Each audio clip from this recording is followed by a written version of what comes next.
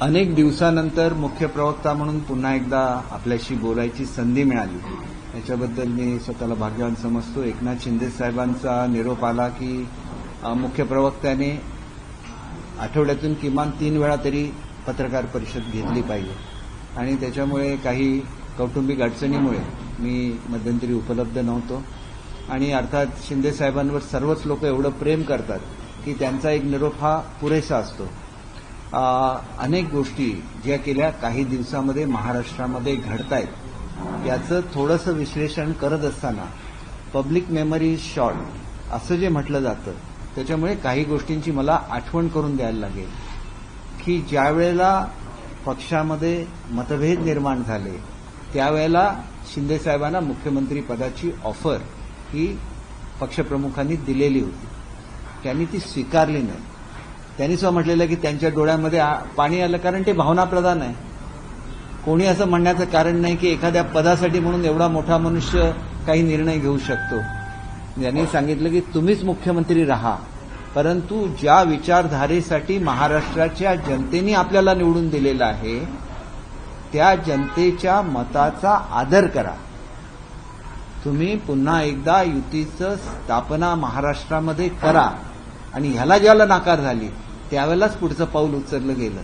आणि त्याच्यामुळे कुठलाही पक्ष हा त्याच्या विचारधारेवर चालत असतो, आणि ती विचारधारा जपणं हे त्याच्या प्रत्येक सदस्याचं काम असतं.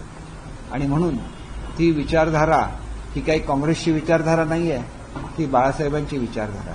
युतीची स्थापना हीच मुळात बाळासाहेबांनी ज्यावेळेला केली त्यावेळेला त्यांच्याबरोबर प्रमोद महाजन होते, गोपीनाथ मुंडे होते, आणि भारतातली ही सर्वात जुनी युती आहे हे आपण लक्षात घेतलं पाहिजे. आणि महाराष्ट्राचं तत्कालीन सरकार हे जनतेने निवडून आणलेलं आहे. शेवटी लोकशाही हा आपल्या देशाचा आत्मा आहे, आणि लोकशाही ही विविध पक्षांच्या माध्यमातून कार्यरत असते, आणि त्या पक्षांना स्वतःची विचारधारा आहे, आणि प्रत्येकाने आपल्या विचारधारेशी आपलं इमान राखलं पाहिजे. ही वस्तुस्थिती आहे. त्याच्यामुळे एखादा कॉमेडियन काय बोलतो त्याला मी महत्त्व देत नाही. कायदेशीर प्रक्रिया सुरू झालेली आहे, त्याला अनेक लोक मीडियाच्या माध्यमातून ते सोशल मीडियाच्या माध्यमातून येतात आणि हक्कभंगाबद्दल सांगायला लागतात. हक्कभंग हे एवढं मोठं एक अवजार लोकशाहीने दिलेलं आहे की ज्या ठिकाणी ज्युडिशियरी आणि कायदे मंडळामध्ये म्हणजे वाद झाला भारतामध्ये त्यावेळेला राष्ट्रपतींना त्याच्यामध्ये इंटरव्हीन करायला लागलं, आणि उच्च अशा न्यायालयीन तज्ज्ञांची म्हणजे ज्याच्यामध्ये सुप्रीम कोर्टाचे जज होते, रिटायर्ड जज होते, त्यांची कमिटी नेमली गेली. आणि त्याच्यानंतर हक्कभंगाच्या संदर्भात विचार करत असताना कायदे मंडळ जे आहे आणि आपली न्यायव्यवस्था आहे याच्यामध्ये कशा रीतीचं कोऑर्डिनेशन असावं याच्यावर एक स्वतंत्र पुस्तक आहे. आणि म्हणून मला एवढंच सांगायचं आहे की उठसूट कोणी उठायचं आणि कशी भाषणं करायची हे लोकशाहीमध्ये चुकीचं आहे. तुम्ही आधी त्याचा अभ्यास करा. एखादं प्रकरण ज्याला हक्कभंग समितीकडे जायचं तर ते कायद्याच्या आधारावरच चालवलं जातं, आणि जोपर्यंत ते प्रकरण चालत असतं तोपर्यंत ज्युडिशियरी सुद्धा त्याच्यामध्ये हस्तक्षेप करत नाही. हे मी स्वतः बघितलेलं आहे, कारण मी हक्कभंग समितीचा अध्यक्ष होतो. ज्यावेळेला अर्णब गोस्वामींचं प्रकरण होतं आमच्यासमोर त्यावेळेला फार मोठे कायदेशीर तज्ज्ञ हे सुद्धा हायकोर्ट सुप्रीम कोर्टापर्यंत गेले, परंतु त्याच्यामध्ये कुठेही हस्तक्षेप झाला नाही. आणि त्याच्यामुळे त्याचा आदर प्रत्येकाने ठेवला पाहिजे.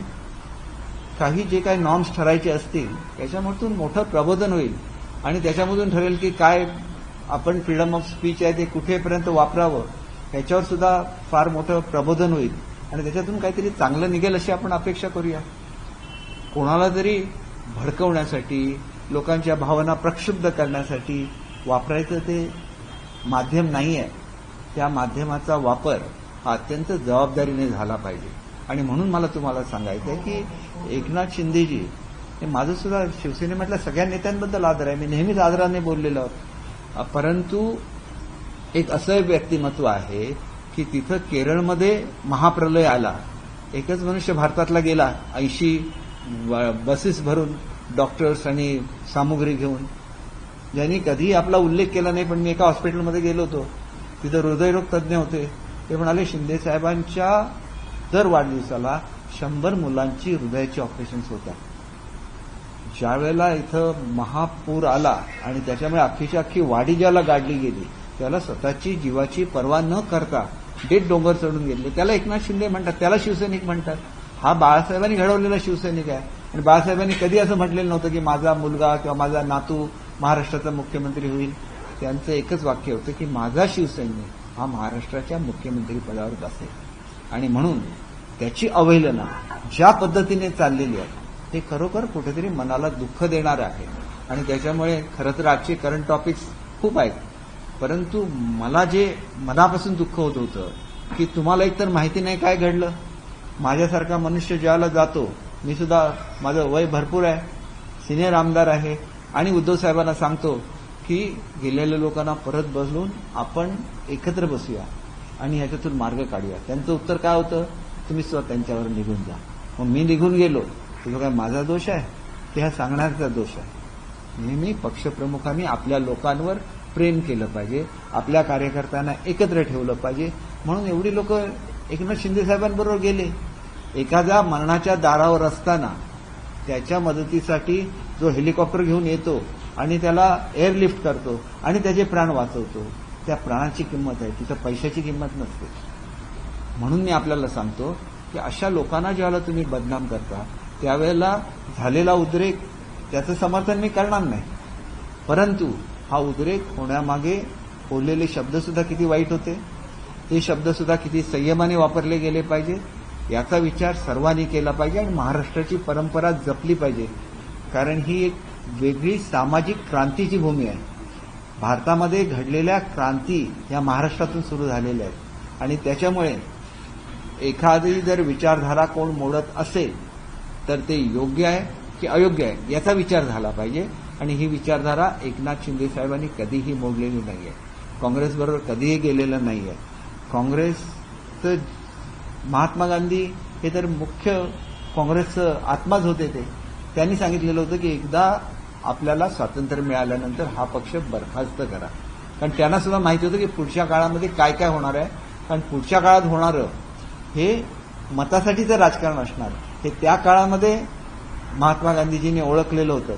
म्हणून त्यांनी म्हटलेलं होतं की काँग्रेस बरखास्त केली पाहिजे. आणि त्याच काँग्रेसच्या वाटेने आपण जायचं की बाळासाहेबांनी सांगितलेलं होतं की ज्या दिवशी माझ्यावर काँग्रेसबरोबर जाण्याचा प्रसंग येईल त्यावेळेला मी माझं दुकान बंद करेन, म्हणजे मी माझी शिवसेना पक्ष माझा मी बरखास्त करून टाकेन. म्हणजे हे जर बाळासाहेब म्हणू शकतात तर मग त्यांच्याच मताची अवहेलना त्यांनी स्थापन केलेल्या पक्षामध्ये कशी होऊ शकते. आणि ज्यांनी इतर लोक जे म्हणतात की बाप वगैरे ह्या जो काय उल्लेख होतो, बाप वगैरे असं आपण म्हणायचं, आपण वडील म्हणतो, परंतु त्यांच्यावर अधिकार कोणाचा होता? त्यांच्यावर अधिकार प्रबोधनकार ठाकरेंचा होता. सर्व पक्षांनी आपापली तत्व सोडली आणि संयुक्त महाराष्ट्रासाठी एकत्र झाले. परंतु ज्यावेळेला महाराष्ट्राची निर्मिती झाली, मराठी बोलणाऱ्या महाराष्ट्राची निर्मिती झाली, त्यावेळेला सर्व पक्ष आपापल्या वाटेने गेले. याची जाणीव फक्त प्रबोधनकारांना होते. आणि म्हणून त्यांनी सांगितलं की माझं बाळ मी आज महाराष्ट्राच्या झोळीमध्ये टाकलेलं आहे. याचा अर्थ काय होतो की बाळासाहेब महाराष्ट्राचे झाले, ते कुठल्या कुटुंबाचे राहिले नाहीत, ते अख्ख्या महाराष्ट्राचे झाले. मग त्याचा अवमान आपण आपल्या बोलण्यातून करायचा का, आपल्या वाक्यातून करायचा का, हा सगळा प्रश्न असतो. त्याच्यामुळे त्याच्यात अधिक खोलात मी जात नाही. माझं म्हणणं असं आहे की आता हे प्रकरण हे विधिमंडळासमोर गेलेलं आहे. विधिमंडळाने निर्णय द्यायचा. कुठेही विधिमंडळाचं चुकीचं वाटत असेल त्यांना न्यायालयाची दारं उघडी आहेत आणि याच्यामधून जे काही विचार प्रबोधन होईल त्याच्यामधून ठरेल. पण या छोट्याशा गोष्टीचा वापर करून अनेक लोक त्याच शब्दाचा पुन्हा पुन्हा उपचार करून महाराष्ट्रामधलं वातावरण बिघडवण्याचा प्रयत्न करतायत. हे एक षडयंत्र आहे, हे मी महाराष्ट्राच्या जनतेला सांगू इच्छितो. आमच्या पक्षाच्या माध्यमातून त्याची नोंद प्रत्येकाने घेतली पाहिजे. आणि हा सुद्धा तुम्हाला याच्यापैकी कुठल्याही पूर्वी घडलेल्या घटना सांगायच्या असतील, प्रत्येक घटनेचा मी स्वतः साक्षीदार आहे, मी सगळं सांगू शकेन. वक्फ बोर्डाच्या संदर्भातला जो विषय आज चालू आहे याच्यामध्ये आमच्या पक्षाची भूमिका स्पष्ट आहे. आम्ही कुठल्याही परिस्थितीमध्ये वेगवेगळ्या धर्मांमध्ये भेदभाव करत नाही. जो गरीबातला गरीब मनुष्य आहे, शेवटी वक्फ बोर्ड हे असेट मॅनेजमेंटसाठी तयार केलेली एक यंत्रणा आहे. कारण खूप मोठ्या ज्याला असेट्स असतात त्याला त्याचं परफेक्ट मॅनेजमेंट झालं पाहिजे आणि त्याच्यामधून क्रिएट केलेला पैसा हा त्या समाजातलं शिक्षण असेल, त्या समाजामध्ये वेगवेगळी समाजोपयोगी किंवा त्या व्यक्तींना योग्य अशी कल्याणकारी कामं करायची असतील तर त्याच्यासाठी वापरला गेला पाहिजे. आणि ह्याच्यावर कधीही महिलांना प्रतिनिधित्व मिळालं नव्हतं. जो दुर्लक्षित समाज आहे त्याच्यावर कधीही प्रतिनिधित्व मिळालं नव्हतं. आणि कालच उत्तर देत असताना स्वतः गृहमंत्र्यांनी सांगितलं की त्याच्यावर इतर धर्माचा कोण जाणारच नाही, एवढं क्लिअर आहे. परंतु त्याच्याच मधले जे दुर्लक्षित समाज आहेत त्यांना तरी तिथं रिप्रेझेंटेशन मिळू शकतं. आणि म्हणून हा एक चांगला निर्णय अनेक वर्षांनी झालेला आहे की या ज्या काही भारतातल्या आपण जर आपलं डिफेन्स आणि रेल्वेज ही 2 डिपार्टमेंट सोडली तर त्याच्या खालोखाल सगळ्यात जास्त असेट्स या बोर्डाच्या आहेत आणि त्याचा वापर हा मुस्लिम समाजाच्या हितासाठी करण्याच्या दृष्टीने हे विधेयक आहे. त्याच्यामुळे त्याच्याकडे त्या दृष्टीने बघितलं पाहिजे. आम्ही समान न्याय सर्वांना देतो. एकपत्नी हे जे काय आपल्यासाठी कंपल्सरी आहे आपण ते स्वीकारलंच ना. तो ज्याला कायदा झाला त्याला हिंदू धर्माने तो स्वीकारला. तसंच मुस्लिम याच्यामध्ये जी तलाक देण्याची पद्धत होती ज्याच्यामध्ये महिलांवर अन्याय होत होता त्याला सुप्रीम कोर्टाने त्याच्यावर निकाल दिलेला होता. परंतु त्या काळामध्ये राजीव गांधी पंतप्रधान होते, त्यांनी सुप्रीम कोर्टाचा तो निकाल मानला नाही. म्हणून मोदी साहेबांनी शेवटी त्या महिलांना न्याय दिला आणि आज सुद्धा महिलांना न्याय देत आहेत. 2 महिला या एवढ्या मोठ्या बोर्डवर येणं हा एक महिलांचा सन्मान आहे. ह्या सुद्धा गोष्टीची प्रत्येकाने जाणीव ठेवली. लोकसभेमध्ये मांडण्यात आलं त्यावर आज पत्रकार सगळ्यात जास्त लागून चालून जायचे काल म्हणजे भाषणं झाली त्यामध्ये करण्यात आलं. नागपूरला त्यांनी शिवसेना वगैरे त्यांनी त्यावेळेस विरोध का केला नाही असंही उद्धव ठाकरे. बघा, तुम्हाला सुद्धा माहिती आहे की लांगुल चालन सध्या महाराष्ट्रामध्ये कोण करतंय आणि जी मतं मिळतात त्याच्यामध्ये ओरिजिनल शिवसेनेची मतं किती आहे. बाळासाहेबांनी या मतासाठी राजकारण केलं असतं का? केलं नसतं. पण उद्धव साहेबांनी केलं ही वस्तुस्थिती आहे. आणि मग त्यांच्या प्रचारामध्ये ही लोक दिसली ज्याने त्यांचा मुंबई हा तर आत्मा आहे शिवसेनेचा. मुंबईच्या बॉम्ब हल्ल्यामध्ये जे आरोपी होते ते प्रचारामध्ये दिसले. याच्यापेक्षा वाईट काय असू शकतं? फतवे निघाले, कोणाच्या बाजूने निघाले? उद्धव साहेबांच्या बाजूने निघाले. ही तर वस्तुस्थिती तुम्हाला सगळ्यांना माहिती आहे. मग ते लालूचंगन केल्याशिवाय निघाले का? मी उद्धव साहेबांचा नेहमी आदर ठेवलेला आहे आणि नेहमी आदराने बोललेलो आहे.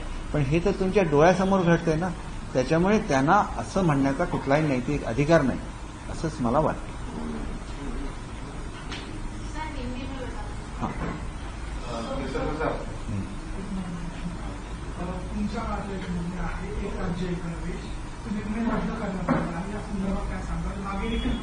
एक गोष्ट अशी आहे की मी या संदर्भात विद्यमान शिक्षण मंत्री महोदयांना निरोप दिलेला होता की जे अनेक चांगले निर्णय आहेत हे कृपया बदलू नका.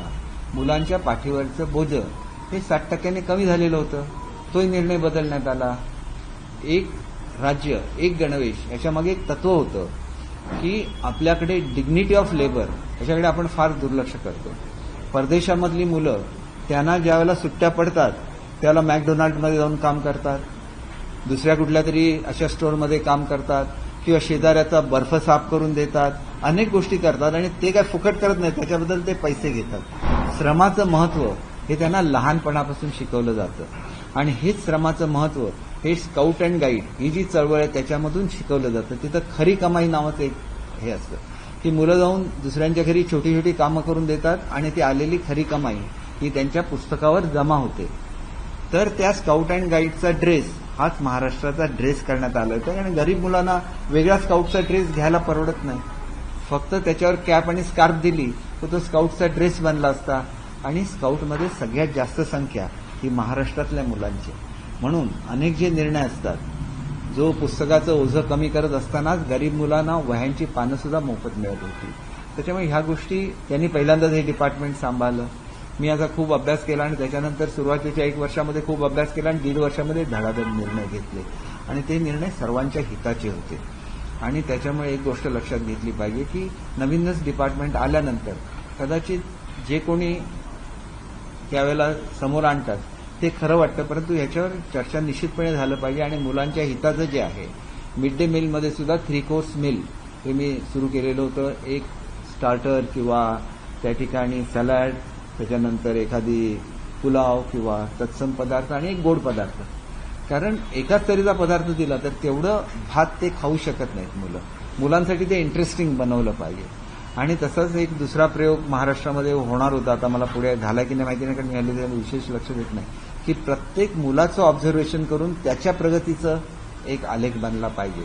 आणि दुसरा एक मी निर्णय घेतला होता की ज्या शिक्षकांना, शेवटी मुलं स्वतःहून शिकत नाही, ज्या शिक्षकांना शिकवता येत नाही, कारण एकदा कधीतरी बीएड डीएड झालेले असतात, त्यांना पुन्हा एकदा सरकारच्या खर्चाने जर असं आढळला कोण शिक्षक चांगले असतात, पण तसा कोण आढळला तर त्याला सरकारच्या यांनी 6 महिने फुल पगाराने शिक्षण द्यावं.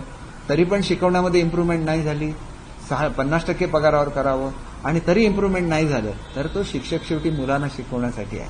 त्याच्या संदर्भात सुद्धा कठीण निर्णय घ्यायला लागेल, नाहीतर महाराष्ट्रातलं शिक्षण कधी सुधारू शकत नाही, ही वस्तुस्थिती आहे. आणि त्याच्यामुळे असे कठोर निर्णय हे त्याची GR निघालेले आहेत.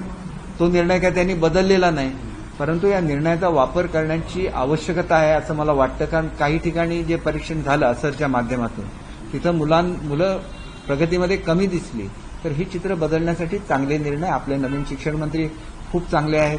मला अनेक वेळा त्यांनी फोन केला, आपण एकत्र बसूया, मी सगळं समजावून घेतो.